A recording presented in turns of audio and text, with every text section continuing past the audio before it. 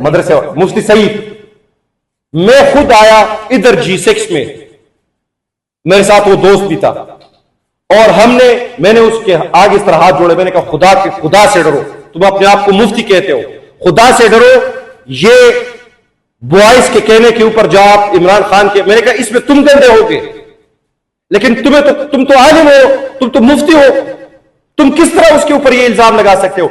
उस मामले में अगर औरत की गवाही उसमें सबसे बड़ी इंपॉर्टेंट है शरीयत की नजर में, अगर वो कहे कि मेरा इद्दतपुर, दैट्स इट, आप कौन होते हो, और फिर जिस तरह उसका ये बताएंगे कि वो केस के ट्रायल चली इद्दत वाली, इस हद तक आप गए इमरान खान के खिलाफ।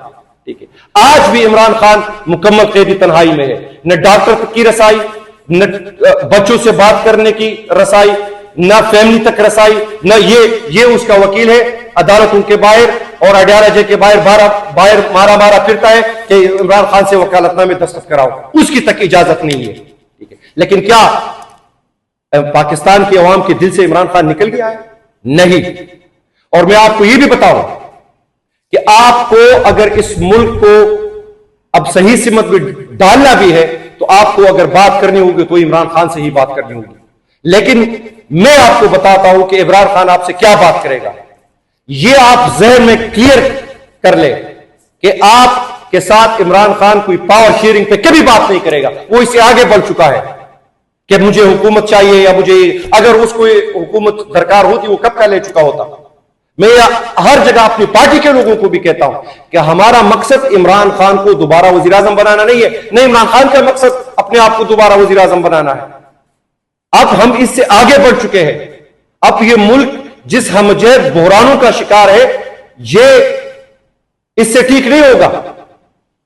इसके लिए एक सही किस्म की सर्जरी की जरूरत है, जिसके लिए तहरीक तहफ़्फ़ुज़ पाकिस्तान वजूद में आई, जो शायद अपनी दानिश में आखिरी और पहली सियासी इत्तेहाद है जो इन्हीं मुक़्तदरा की अशराबाद से आजाद है और उनके शराबात के बगैर अपना काम कर रही है, जो बहुत सारे लोगों को कटकती है, जिसके सरबराह महमूद खान चकजई, जिनकी 40 साल जिंदगी इसी अमरीत के खिलाफ, इसी गैर जमहूरी कुव्वतों के खिलाफ लड़ते हुए गुजरी, जिसके दूसरे अकाबिर सरदार अख्तर जार मेंगल। अच्छा, मजे की बात, इमरान खान जो तहरीक तहफ़्फ़ुज़ पाकिस्तान उनकी हिमायत पे बना गया, वो गद्दार।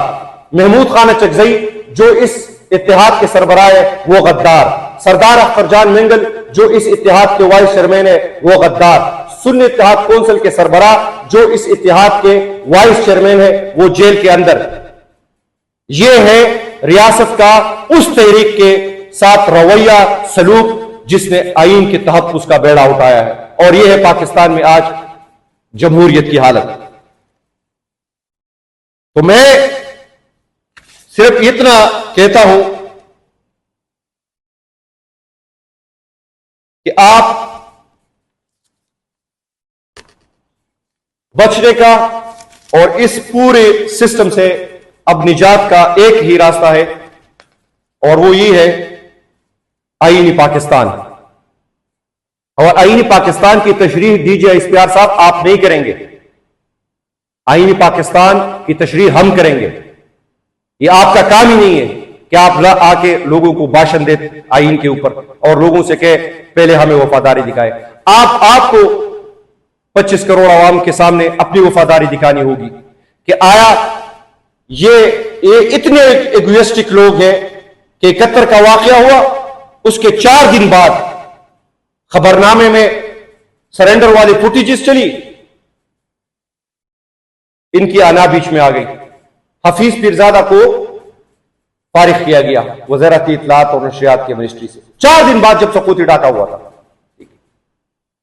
आज भी, और जो कल जो प्रेस कॉन्फ्रेंस गई कि सब कुछ ठीक है, यही प्रेस कॉन्फ्रेंस सकूती डाका से 1 दिन पहले भी एक जर्नल ने की थी कि सब कुछ ठीक ठाक है और डाका को मेरी लाश पे से पता करके जो है ना गुजर के ही पता किया जा सकता है। फिर हमने देखा क्या हुआ पलटन के मैदान में।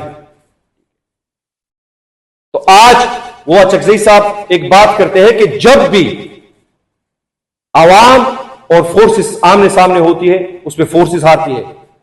आप अपनी आवाम का मुकाबला नहीं कर सकते।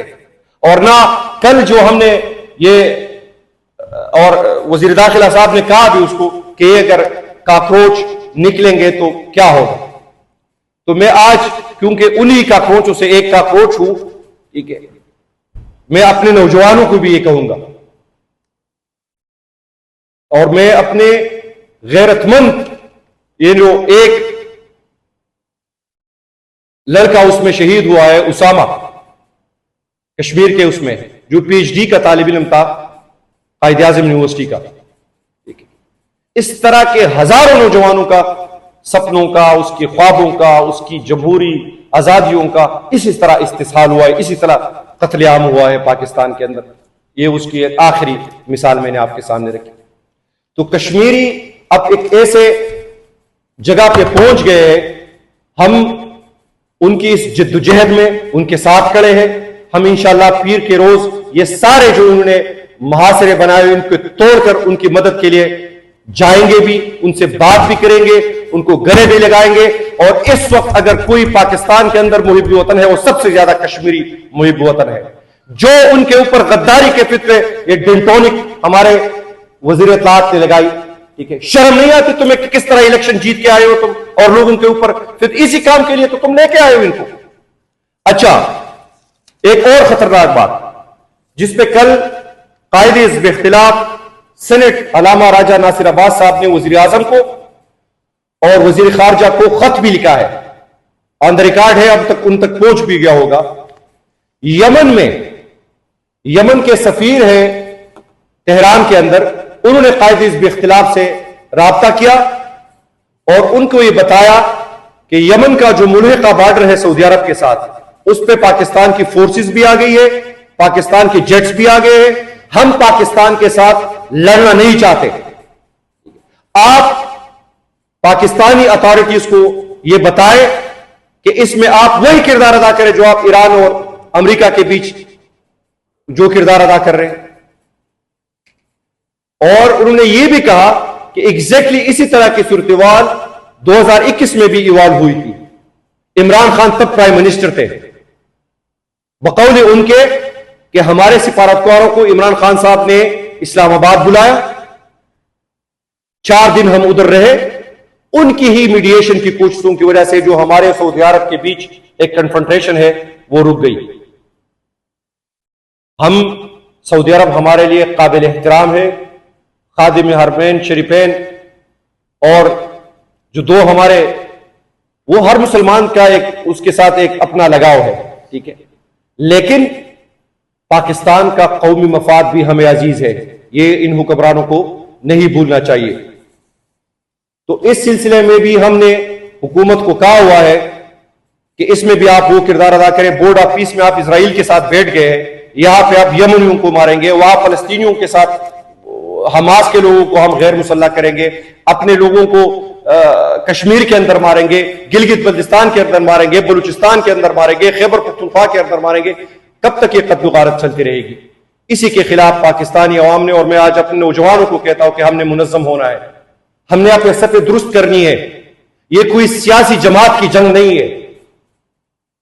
आपके लिए आज के अज़र हाजिर के दौर में एक रोल मॉडल है और वो है इमरान खान, जो इस वक्त इन सारे शैतानी कुव्वतों का मुकाबला कर रहे हैं अकेले।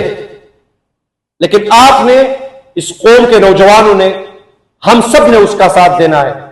बेशक आप उसके सियासी एजेंडे पे उसका साथ ना दें, अपने लिए उसका साथ दें। वो इकबाल ने जिस तरह कहा था कि अपने मन में डूब कर पाजा सुरागे जिंदगी, तू अगर मेरा नहीं बनता न बन, अपना तो बन। तो हमें अपने लिए अब खड़ा होना पड़ेगा और इसके लिए तहरीक ताफ़ुज़ पाकिस्तान 5 अगस्त से एक मुल्कगीर हम तहरीक शुरू करने वाले हैं। इसकी मंजरेजात हम आने वाले दिनों में इंशाअल्लाह कल परसों तक आपके साथ शेयर करेंगे। अब मैं खालिद यूसुफ चौधरी साहब से गुजारिश करूंगा कि आपसे बात करें। Thank you.